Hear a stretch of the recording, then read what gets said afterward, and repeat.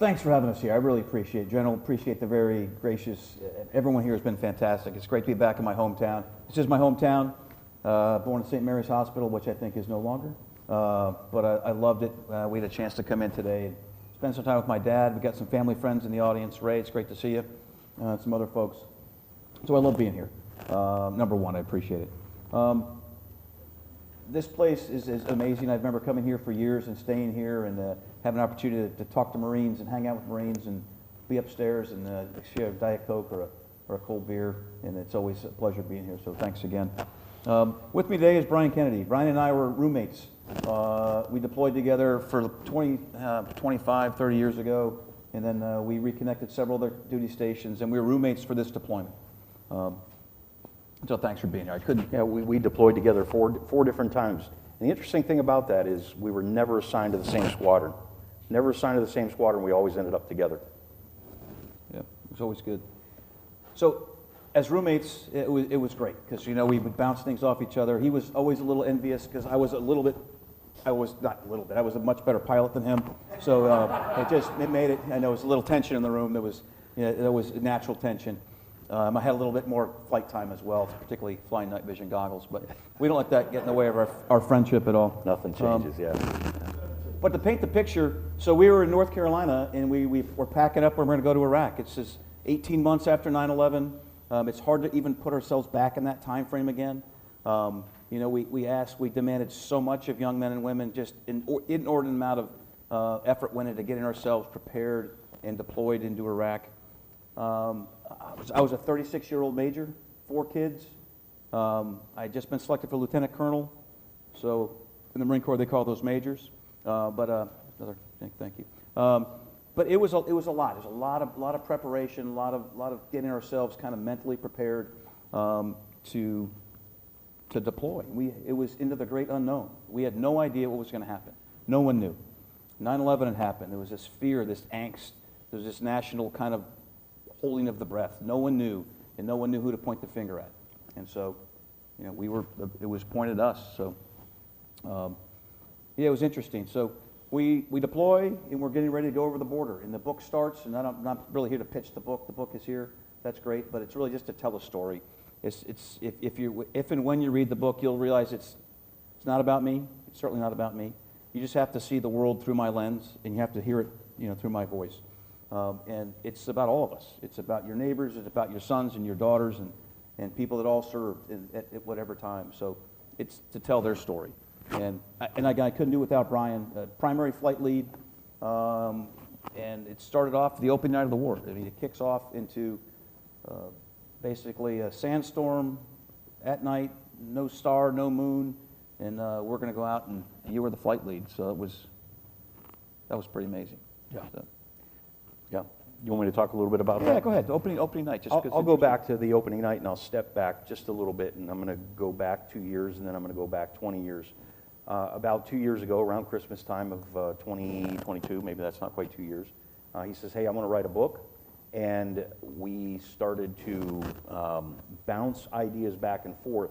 And I distinctly remember not really enjoying the process because there was an awful lot of a lot of things that we were relying on one another to prove as factual, some of which maybe you had written it down, maybe you hadn't written it down, but now we're trying to bring it all forward. But the thing that I really did enjoy is how Ferris was so exhaustive in making sure that we got it as right as it could be.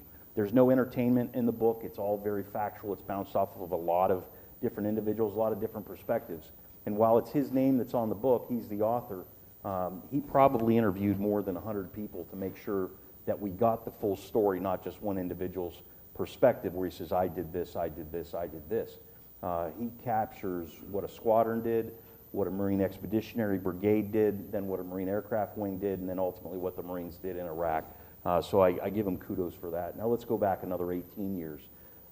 We were aboard ship. We were aboard USS Saipan. We were part of the 2nd Marine Expeditionary Brigade, all that which came off of the East Coast for the beginning of Operation Iraqi Freedom. And we got generally in the vicinity of Kuwait, and we started to plan with what would become our higher headquarters, then 3rd MA, under the command of then Major General Amos. I was given a room aboard Saipan to do the planning. I was told to keep it fairly low key. I was a pretty decent planner. I had just come from being an instructor at the weapons school in Yuma, Arizona, and I was tasked with being the planner. I wasn't tasked with being the flight leader because that was being reserved for the commanding officer of the squadron, Jeff Hewlett.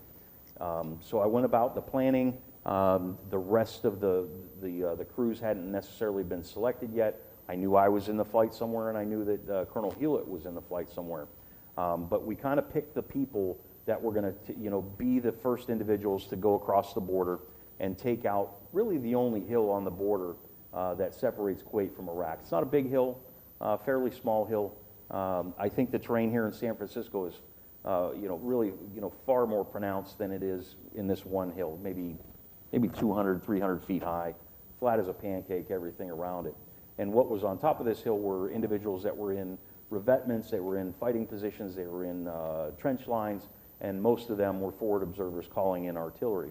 And the problem really was they had a perfect view of the Kuwaiti contractors that were cutting down the berms and the minefields that separated Kuwait from Iraq.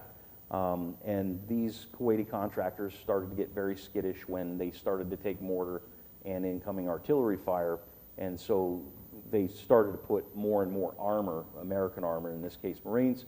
They would put them up close to the border so that they would continue to cut down the berms so that all the Marines could flow through and go through the breach in the minefield. We were at a nameless airfield that was plowed out of the earth there in Kuwait. They called it Joe Foss Field. Joe Foss was a Medal of Honor winner from the Marines campaign in the Second World War on Guadalcanal. He had passed in January of 2003. I think the Marines did an appropriate thing, and they named the airfield Joe Foss Field. So we were stationed there at Joe Foss Field. We spent our time rehearsing, doing walkthroughs, filling sandbags, getting into the bunkers when we would get incoming artillery fire, missiles going over top that were heading towards the MEFs, Marine Expeditionary Forces, their headquarters, and preparing for the execution of the mission. The problem became is when the ground Marines got into their assembly areas and they started to get into the areas where they were going to go through the minefields, and they started taking incoming artillery fire. So we had to launch well before we were intended to launch. I think we ended up launching about 2 hours early. Our strike was going to occur about 8 p.m. local, nice and dark. Nice and dark. There wasn't much of a moon. For those of you that are familiar with that, you say that's a good advantage. We have really good night vision goggles, devices, things that we can see at night. But as Ferris alluded to, there was a sandstorm.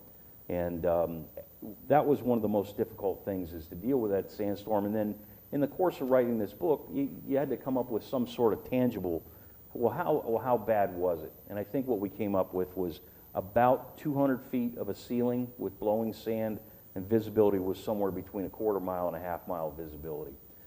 General Mattis, who commanded the 1st Marine Division, said, "We're not going to stay here and absorb artillery fire, we're going now." So if he's going now, we now are presented with a decision of whether we go or whether we don't go. And the decision was to continue to go, and our job was to take out everything on top of that hill named Safwan Hill through a combination of us firing, I think, a total of 76 Flechette rockets on 4 different aircraft, 20 millimeter, neutralize the personnel, and then there were supposed to be a flight of 8 Hornets that were going to drop, I think, 4 Joint Direct Attack munitions. Big bombs. GPS, Big tail bombs. Guided. They were going to go exactly where they're supposed to. And then a flight of 4 Harriers dropping napalm on the north end of the hill. In execution, everything canceled except for us and 2 Hornets. The Hornets that made it were friends of mine that also were instructors at the weapons school, and us.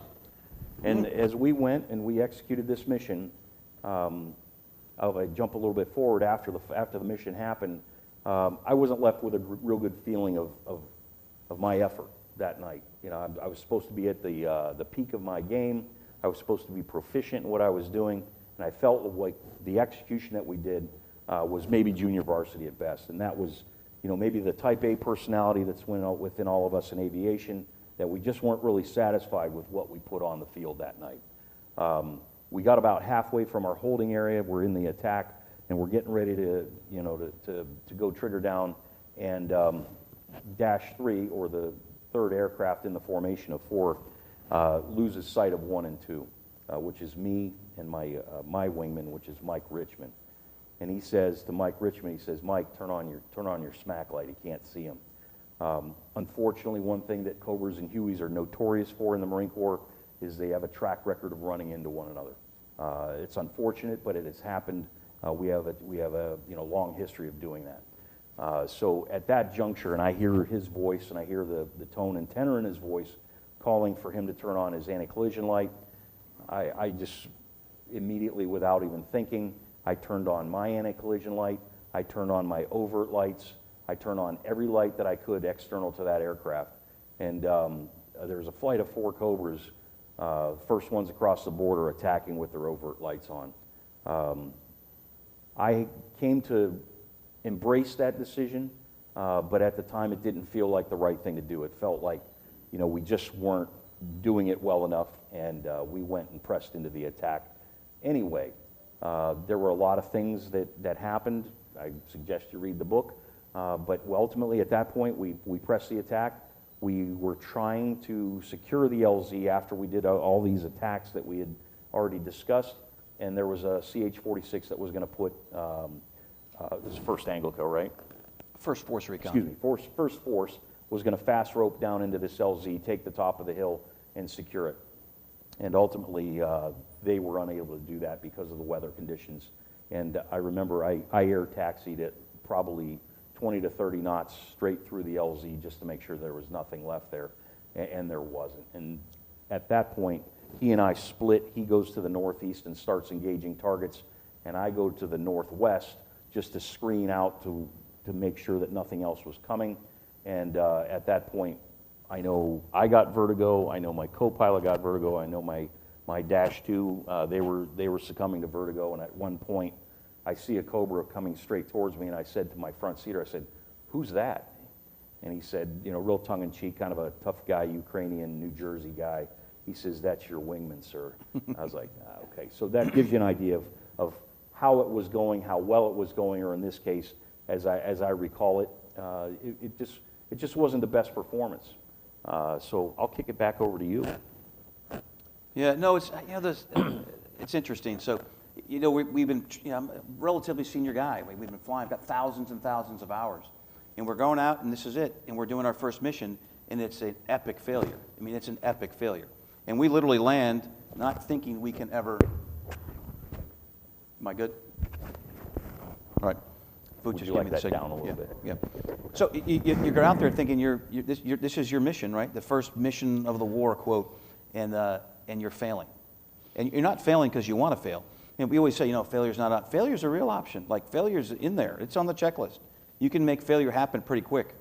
And I think back about all of our expectations, right? Expectations, man. There's that's kryptonite to aviators. It's kryptonite. It'll kill you faster than a missile or a rocket or. I mean, you have expectations how things are going to happen. You're dead. You just don't know it yet. So for me, I thousands of hours flying, and we finally get back, and we did all kinds of things up there. And I land, and I'm saying to myself, and there's no one to tell. Like, I've got a young co-pilot, lieutenant in the front seat. I got a couple salty captains as my wingman. I can't tell anybody. I'm just like, I can't do this again. I'll never survive this flight again. If I go back out again, it's over. I'll never survive it. There's just no way. Just the conditions were insane, and I've never flown anything like that. And so we get back, we land. He's the flight lead, and they're briefing. So you got all these staff officers, right? You got a bunch of lieutenant colonels and colonels. They're talking back to people on the ship. Well, they want us to go back and do it again. I'm like, do it again? You guys are crazy. I'm not going anywhere. But it's not my call. What I'm going to do is I'm going to go back out and. I'm going to start the number one engine, I'm going to go do it again. If you tell me to do it again, that's just the way it is. In that conversation, he and I aren't really part of it. It's the colonels and the lieutenant colonels, and they're all talking about what needs to be done. And, from the back of the room, I said, put him in a truck. I'll drive it myself. There's nothing on the hill. Don't make this an aviation solution. They can drive up there. They can go up there. They're going to be safe. They're going to be secure. If you want the hill, you can have it in 20 minutes. In 20 minutes, it'll be yours, and you don't have to, make this, putting other people in the air. We had emergency locator transmitters that were going off that air traffic control was picking up, and here it was a CH-46 that had crashed, killing all 4 Marine crew members aboard and 8 Royal Marines. And incidentally, the crew chief on that aircraft was one Corporal Brian M. Kennedy, same exact name as me. His middle name was Matthew, mine's Michael, and that went out over the wire. But when it went out over the wire, all my friends and my family thought I had been killed because they didn't know, and what are the odds, that there's a Marine, exact same name, and they just typically don't say the middle name. And that's what had occurred that night. When we got back, none of the landing systems that we were supposed to be able to find our landing spots really worked. So what ended up happening was the first aircraft back, which was me, I became the reference point for 2, 3, 4, and everybody else. And the next morning, when we went out, it looked like a junkyard of aircraft that were disorderly parked and not really where they were supposed to be. My landing was spot on. Just so you know, we were there. We nailed the landing. We nailed the landing part. It was an interesting night, and we talk about this failure. We talk about this inability to actually get done what we were, supposed to be doing. And I remember, distinctly thinking, as like, if that's the best I can do, and I didn't really buy into the weather's going to have the enemy's going to have a vote, the weather's going to have a vote, and this was our first night. And I remember when I landed, I remember I was surprised when I hit the ground because I couldn't really discern between ground and sky. And I remember I shut down the aircraft, and I got out, and I just fell. I fell, and I played it off like I tripped. I tripped on the ammunition bay door. I tripped on the step. I lost my footing, but I went to stand up, and my legs weren't there. They just weren't there. I lost the ability to stand. I was that, engrossed in the moment of what was going on. And I remember instead of falling down, I was embraced, by a much smaller gunnery sergeant Caffarella from Boston, Massachusetts. You can take a and wicked he wouldn't let go of me. He wouldn't let go of me. He held on to me. He says, "I got you, sir." And he wouldn't let go of me. And I'll never forget that. I'll never forget that. And if anything caused me to go back out on day 2, is because Gunny Caffarella believed that I was the right guy to be in the lead. So. Yeah, no, CAF's awesome. They're all amazing. Yep. What was interesting too is so we done that first day, and then we crank up, we go back. There's crews waiting because there's a squadron. We're still on board ship, so to back things up a little bit, he runs the tactics shop in the squadron. I'm the maintenance officer. It's a relatively big job in a squadron. As a major, you've got all the 300 plus Marines work for it. We don't work for me. We all work together, but in theory, they work for me. I work for the commanding officer. But I was no longer the maintenance officer. I had a LDO captain who was, I'm like, "Hey, Monty, this is your maintenance department. I'm going to be gone. Not much I can do." So we fly the aircraft back, and there's crews waiting. They're waiting for our aircraft, and we fuel them. In my case, we shut down. I've reload them. We've shot all of our ordnance, and then there's crews that hop in. It's the first day, so we have a chance to go back, and we start debriefing it. And our group commander calls us into their office. Calls me into the office. I'm like, it's Boomer Milstead. And I'm like, calls us both. Ozzy. They knock on the door. "Hey, Major Buer, Major Kennedy. Go see the skipper." I know I'm always in trouble for something. I just got to recall really, what am I in trouble for this time? And so we go in, but it's all the folks who flew the opening night, and there's just all this chatter going on. Everyone's talking about it, and it's interesting. All the people that flew were just kind of sitting back, and I listened. And Boomer didn't care. He knew, and he was just that kind of leader. And he just listened, and he asked me, "Hey, what happened last night?" I'm like, "Nothing. We flew our mission. You can talk to the intelligence." I wrote it down, what we did, right? There's nothing special. But I just wanted out of that room. I just wanted to get away from those people. It was just very hard to explain. I just wanted to get back in the airplane, get back with my co-pilot, my wingman, and we're going to go back out and do it again. So night comes up. The next day, we all went back out, and we flew 13, I think I've logged almost 14 hours the next night. So we could do it. So that first night proved, like from a teamwork perspective, we can do it. Every day we're going to get better. It's going to be painful, but we're going to get better, and we're just going to do it. And so every day, would kind of go on those first few 4 or 5 days. And that 13 hours became the norm. The aircraft was going about, or the specific aircraft itself was in the air roughly about 24 hours at a time. It wasn't always going, but you were giving it off to somebody else on their 12-hour shift. And I remember I was giving my aircraft to the commanding officer, and he goes, hey, how long you been flying?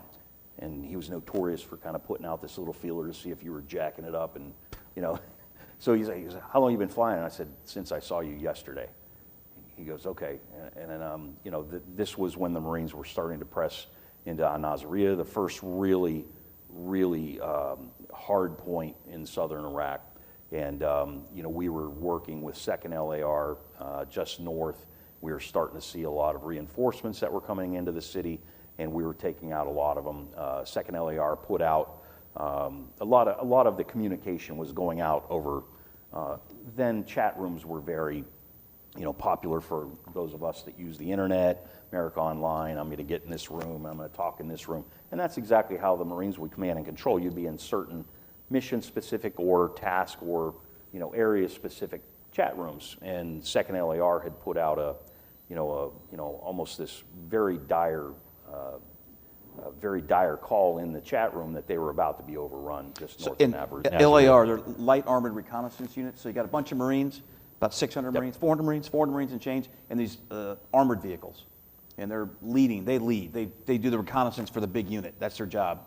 Alone and unafraid. They're heading out there. They're kind of like flying Cobras in a lot of ways. They're out there flying and doing their thing. So that's. Yep. And if they're in trouble, it's not so bueno.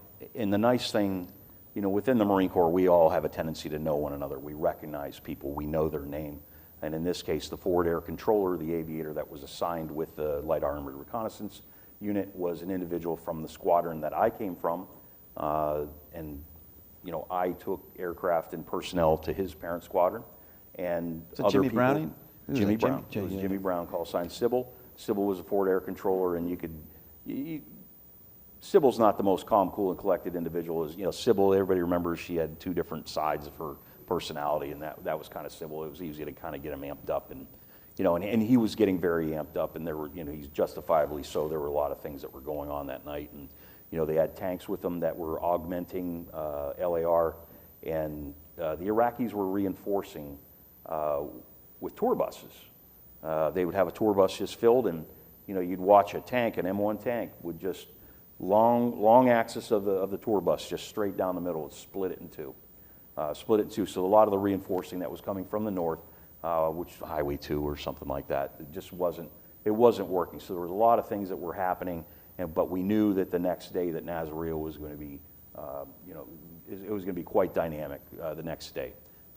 So back over to you. Yeah, no, it's good. So the first 5-6 days go by, and it's 2 months worth of flying done in 5 days. And you can't process it all. Like you're trying to understand lessons learned. You're trying to get better. I'm trying to get better as a leader. I got 3 young. You have to hold the hands of 3 other people's lives. And I forgot on the opening night, I did try to kill us all. I literally was staring at. I was in a 30-degree dive, and my co-pilot's like, "Hey, you okay back there? You okay back there?" And I just feel him yank back on the stick. I must confess that, which I confessed to all of my guys. So it quickly became a democracy in my flight. I'm like, "Hey guys, here's the deal. I get it, but." We don't get this. How we get this together is by doing this all together. Like every time we brief, if you don't like it, speak up immediately. Every time we debrief, if you don't like it, speak up immediately. We have to do it that way. There's no other way we can do it. Because fundamentals of leadership is about trust, right? If you don't trust the guy you're flying with, you just don't trust him, and it's built on character. So I just had to tell them, I'm going to be as honest with you as I possibly can, and I'm going to build trust on every mission. And when I screw it up, I'm going to tell you I screwed it up. And so these days go by, and then we're in this city. It's a major metropolitan area city, and Marines are getting, Army goes in, famous Jessica Lynch, she's captured, just tragic, the 507th. Then they send Marines in after them, right? So that's what we do. We're going to go in, we're going to get the 507th out. And those Marines all get ambushed. And we're just trying to make, and there's no it's not like a movie. There's no situational awareness. It's, you show up on station and you're trying to talk to a guy who doesn't want to get out of his tank for a lot of good reasons, and he's trying to talk you on to targets, and it's just mayhem. And you're just trying to remain calm as you can and just build your own awareness, then go do your job the best you can. And that was, from a leadership perspective, those days I just learned so much. I remember I dragged my 2 aircraft right down the middle of the city because they're like, hey, there's a mortar position you guys need to go get. And I drag it right down the middle of the city, and I tuck my wing beam behind me. We're like at 300 feet, almost in the city, like there's buildings, and we're just getting hammered. And we finally see this mortar position, like there it is, and whoosh, we fly right over it. We're going 150 miles an hour. And I'm like, hey, we're gonna go do it again. And my wingman is like, he just goes click, click. That means you double clicks your radio, means I got you, I'm gonna follow you. So I bring it back around again, and we attack from the exact same direction. And we see it, and we hit it, and it's great, and we pull off, and we land. And my co-pilot gets out, and he can tell something's off. And I look at my wingman, John Barranco, Bus, and Mike Roseberry. Both guys have been in Afghanistan, so they're pretty seasoned, and they got that look, And I give my best to Nero, like, what am I going to do? And they let me off the hook. I was like, hey, I screwed up. I dragged you across the city twice, and they got hammered. And there's holes all over the airplane, and it's still flying great. And I'm like, hey, I won't do that again. I promise I'm going to try not to do that again. And of course I did it again. I had to do it again, right? The Marines there's this unwritten, or it's a bond with those Marines on the ground. They call you and they want you to go to do a certain thing at a certain time, and they're there. They're in a gunfight. They're in a knife fight. We're not going to, this is not bravado. It's like we're going to be there with them. Like that's what we do. We're purpose built for doing that. But yeah, I'm just talking about the trust and the leadership in those first, now probably 10 days. I mean, those guys call me all the time. I talk to those guys all the time. They truly believed that we could do this. And of course, we would fly for another 2 months there. But those first 10 days for me were just like bonding. And then, a change would come out. Hey, we want you to fly with, I'm like, I'm not flying with anybody else. These are my guys. That's period. That's it. That's kind of that's how you flew. You had a section, we call them a section 2 helicopters, and the crews never changed. They were combat crews. And we'd occasionally get requirements from headquarters. Hey, we want, Lieutenant Colonel Jones or Colonel Smith wants to get some combat time. I'm like, nah, not with me. Not yet. No way. Not yet. People are shooting. You want to get them. So anyway, that's a little bit off topic on that one. But can I talk a little bit about your team building that you just brought up? Sure. As long as it's good, positive. I can't promise that. So because we were from 2 different squadrons, you can imagine how competitive that is. You have 2 very like units. Yep, there's Matt Croce. Matt and I were squadron mates in HMLA 167, went overseas with HMLA 269, and the commanding officer of the HMLA 269 made a great decision. And he said, we're not going to fly, this is a 167 aircraft combat crewed, this is a 269. We cross-pollinized immediately. So you knew who your combat crew was going to be, probably by the middle of the Atlantic on the way over. And you got a chance to start to get to gel with that individual. Do some combat checks in the aircraft, do a blindfold combat check so you knew where everything was and you knew how he talked, you understood his voice, and you would start to build it and gel a team. So I had a 269 co-pilot. I had a very young lieutenant, but he was very good. He was a very, very good front seater. Again, he was a tough as nails Ukrainian kid from Newark, New Jersey. He was the one in the section, that flight of 2, that just wanted to rumble. He just wanted to go out there and get it on. My Dash 2 was a very seasoned senior captain, Mike Richmond. He had just come from the weapons school as a student. He successfully graduated, and he was very, very good at what he did. Very, very cerebral. His call sign was Flash, and I think it was a tongue-in-cheek call sign because he didn't look that smart physically, but he was a genius. He was very, very smart, and there were many times when he'd say something, to us over the radio, and Dennis and I would go, what's he talking about? We have no idea what he's talking about. And then his co-pilot was a 167, fairly mid-grade captain, very good at what he did, but he was my Southern gentleman. He was a Southern gentleman. He was He was very smart, he was very kind, he was very courteous, he was very whatever. And he was my canary in the mine. So when things started to go south, he was the first one that would kind of deviate, and you kind of have to reel him back in and say, come on, Lee, you got to stay, you got to stay in with that. So as things would progress, I would really pay close attention to the team and see, who was making it and who wasn't. And it would let me know when I would need to throttle back a little bit and how far north we could go, how far beyond where the Marines we were willing to go without coming back, and maybe we'd refuel just slightly early, just to kind of give them a little bit of a breather. One thing that Colonel Milstead, Boomer had decided, and I made an assumption before Ferris wrote this book, was that everybody was doing what we did. We were on speed, and we were taking Valium to get amped up, to stay flying for 13 hours. And then when we get back, we would see the flight surgeon, and he would give us Valium so that we could fall asleep. And I just made an assumption that the rest of the world, in our case, the Marines, were doing the same thing. And we learned after the fact that we were either the only squadron or the only group that were doing it.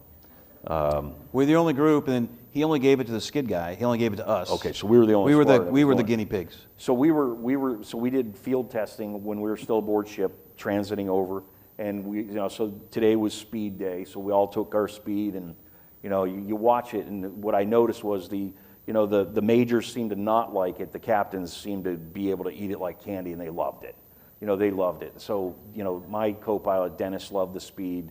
Lee, the other co-pilot, he was okay with it, and I noticed it myself, and I really didn't care for it, but I really liked the Valium. And I remember one time we were shore based at this point, and you and I go to a meeting. They wake us up, and we have to go to this meeting, and I think our mouths are hanging open, and we're looking pretty disheveled and like we should be asleep, because we are mentally asleep looking, and the commanding officer goes, what the F happened to you two? What happened? It's like, oh, Well, I first was, I'm not doing it. I'm too highbrow, right? There's no way I'm taking these drugs. It could, and I remember the standard 2 o'clock in the morning, 3 o'clock in the morning. You're like, oh, hang on, I'm flying. So I went back to the doc. Hey, doc, give them to me. And I remember just you take them and you would go we would debrief with these intelligence officers. They look at our film, because every time you put a certain switch, it would film everything, right? So we have a big camera in the front of the helicopter, records everything. It's a targeting camera. And I remembered sitting there, and I am just like spitting information at this first lieutenant, and he's just looking at me like, there's something wrong with this guy. I'm just like, blah, blah, blah, blah, blah, blah, blah. And then we did this. I'm like, then I realized, holy shit, I am amped. And so I remember going to the flight line. I'm a maintenance officer. I'd walk the flight line, maybe calm myself down, and there was a cot. There's no tents. It's just open flight line, and Monty was there, and he gives me a big thing of water, and I take 2 Valium, pull my flight suit down to tie it around and I just lay on this cot, and I wake up like 5-6 hours later, blazing sun, and I'm like, Monty, how long have I been here? He's like, 5-6 hours sleeping. I'm like, okay, pop a couple new pills, and I'm ready to go, put the flight suit back on, and where's my helicopter? It's that way, sir. Okay, thank you. Off I went. But yeah, that was interesting, the speed. We called them go, no-go pills. I think that's what we called them. Take this. And the idea was you were never supposed to have both of them in your hands at the same time. You always had to go see the flight surgeon, but what the real pain was trying to find that individual, mostly when you'd get back and you're looking for that individual because the sun's about to rise, you want to go to sleep. There's CH-53s, a very large aircraft that are in the fuel pits refueling. It's noisy, it's hot. And you just want to go to sleep because you're on again at around 6 p.m. and you can't just land, do paperwork, and go right to bed. There's things that you have to do. Make sure that we're cycling, everything's working the way that it's supposed to. Do we need to adjust anything? Are we doing the right thing? Are we needing to make changes in what we're doing? So there wasn't really a lot of extra time to just say, well, I'm going to go sleep for 12 hours. So I'll go back. So the opening night we land, we're done. And it's this core group of about 12 of us. There's the Huey crews that were flying, the air mission commander around. It's a big command and control helicopter. It's a small helicopter, but he was flying in there. It's talking about Andy Dyer. So And we all go our separate directions, and it's like we're all fighting our own wars. We're on our own, it's our own little world we're in. And we cross paths here and there, and we would see each other. But we finally go all the way north, right? This is, 2 weeks go by, and we're getting into Baghdad. We're pressing past Baghdad. We're going up this town called Tikrit. It was Saddam Hussein's hometown. That's where the Sunni, it's what develops into what is called the Sunni Triangle, from this lovely town of Tikrit down to Baghdad, out into the Anbar province, into cities of Ramadi and Fallujah. And we're flying, and now we're up north, and you can read about. I mean, I'm not pitching. This is not book stuff, but it's. We know the war is winding down. You can feel it. You can just. I could feel it. You could feel it, and we go out for one. It's the last push, and we spend 2 days just doing. Just a lot of ordnance is going down in range, and you and I are cycling back and forth up into Tikrit, and kind of how do I end the book in this case? How the next book starts is, it's you and I out there flying, and just it's about 4 sections up there in Saddam Hussein's hometown, and we land, and I'm just kind of waiting for him to come back. We just kind of check on each other because it was, a lot of helicopters have been either shot down or crashed or destroyed, so we're very hypersensitive to everyone in our squadron, and we just get a sense that this portion of this war is winding down, and so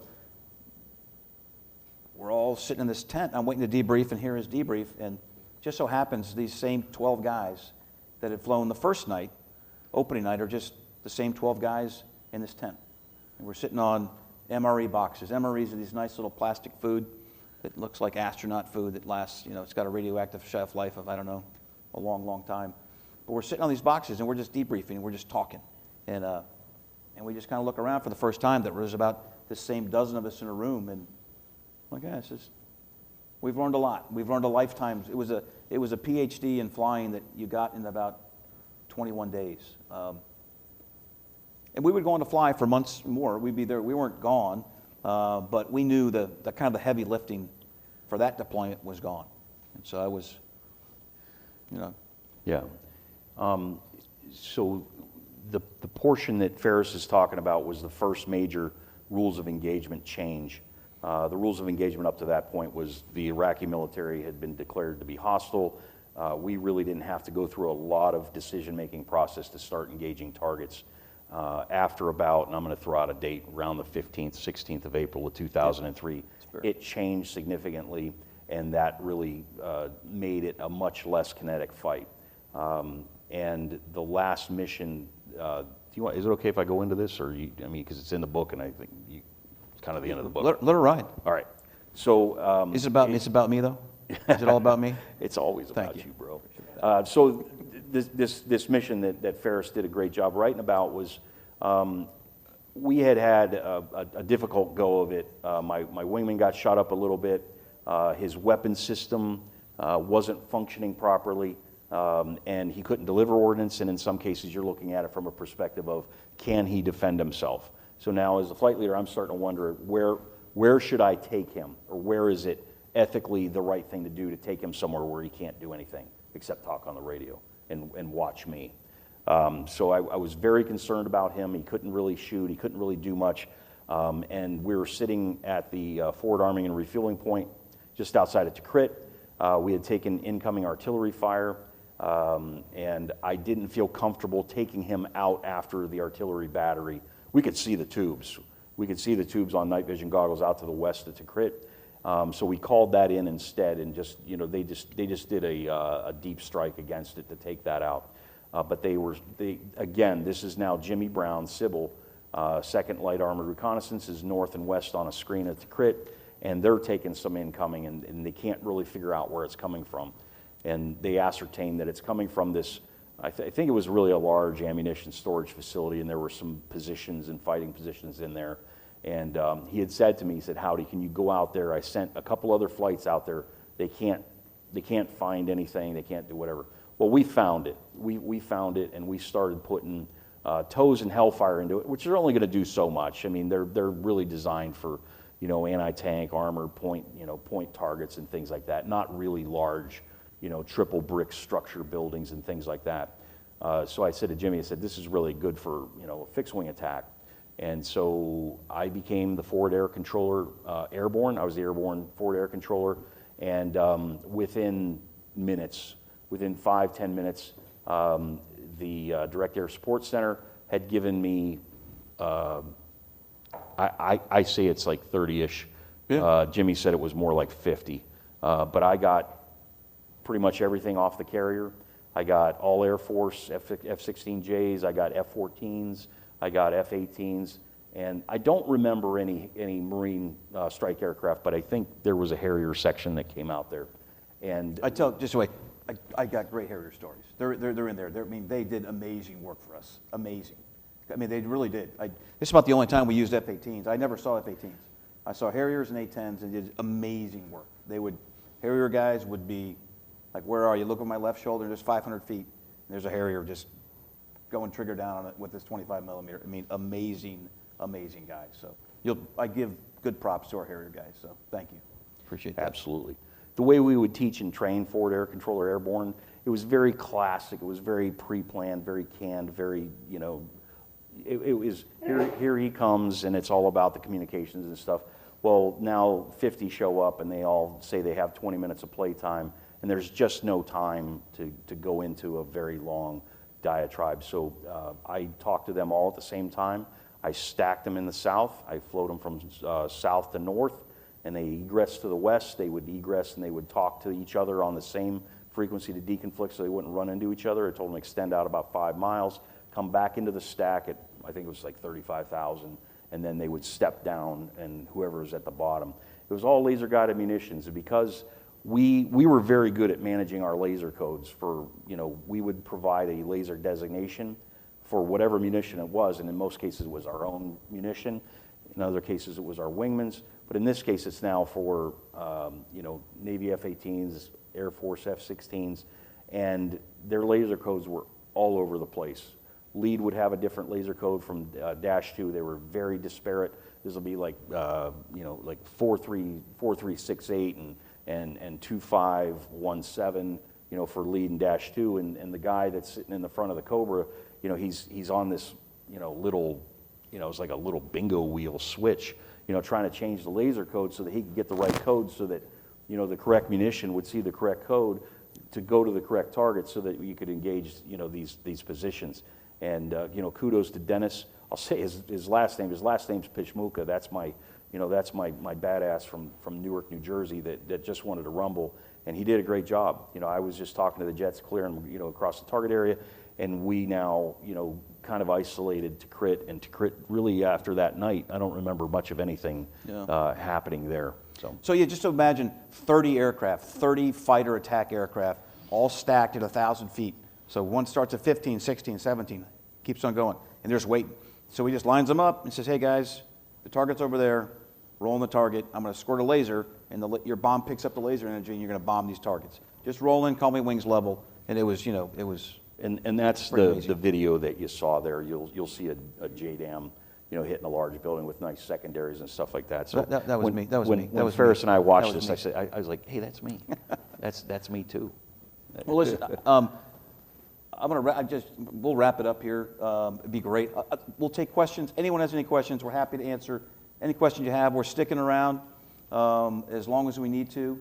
Not a pitch, but I cannot bring all those books back. I know you have uncles and cousins, and what I'll tell Chris, what I'll do too is I'm going to donate 25% of every sale to Marines Memorial. We'll do that. Yeah. How's that? Yeah. Good. Yeah, it's good. You guys have been incredible hosts. We're happy to be here. But any questions from anyone? Yes, sir.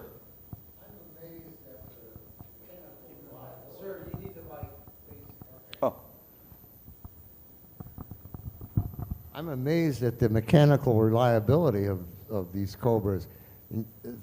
They were running like 24 hours a day. I mean, did you have mechanical issues, or did they belong to somebody else, a different squadron? No, so we did. We had, it's a big squadron. There's 27 aircraft in the squadron. And it's a combination of attack helicopters and utility helicopters. And so one thing we had that no other squadron had is we had a relationship with our ship. The USS Saipan was in the Persian Gulf. Captain Hackney, she was amazing. We called her Mom. And she goes, we're not going into port. And so what we had the ability to do is we left 2 Cobras and a Huey, a utility aircraft, on the ship, fresh, being worked on. Now, it really peeved the pilots who had to go back and test those because they wanted to be in the fight.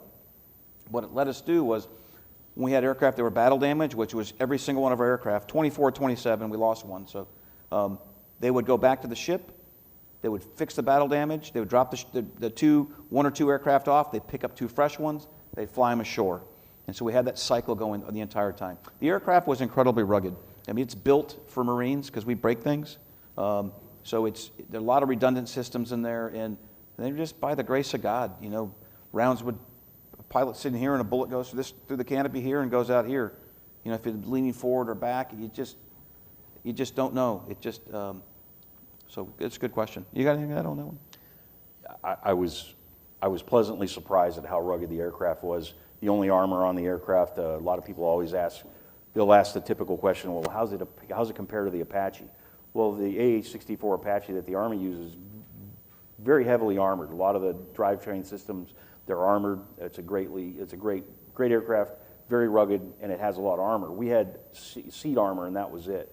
So I was very surprised that, you know, the aircraft could take some rounds, and it would still continue to fly. It would still continue to do what it was supposed to do. I remember one night, you know, I'm just flying along, and I get you know, my left engine shows that it's on fire.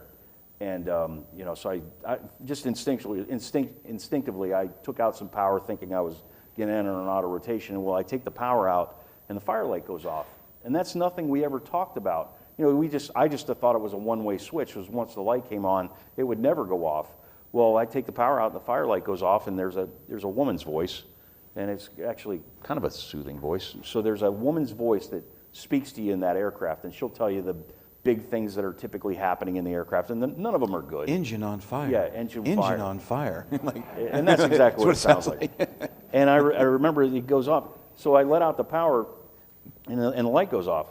So what do you think I did? What do you think I did? I pulled it back in to see if the fire light came back on, and it sure did. So we landed at the forward armoring and refueling point, and I said, hey, I've got something's going on with the left engine, and you know, the crew chief goes back there, he looks around, takes a flashlight, looks around, and I took a couple of rounds in the hot section, and it was, you know, putting a lot of high temperature stuff, and he just takes 2 7.62 rounds, comes back, hands them to me, you know, gives them to me because they were laying in the engine bay. So it was a very rugged aircraft. I was, again, pleasantly surprised that it could take the amount of damage that it did and still continue to go. Yes, sir. So we have an online question. Are we still in Iraq? Yes. So what is our objective? In Iraq, there's 2,500 Marines working at Al-Assad. They're security assistance folks out there maintaining security. They're advisors primarily. There's a cycle and there's a rotation of soldiers and sailors and airmen out there. It's an enduring mission. Thank you, sir. Yeah, great.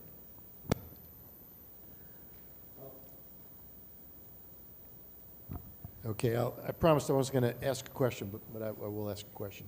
So if you're a young guy, a gal, what would you tell them what does your book tell them?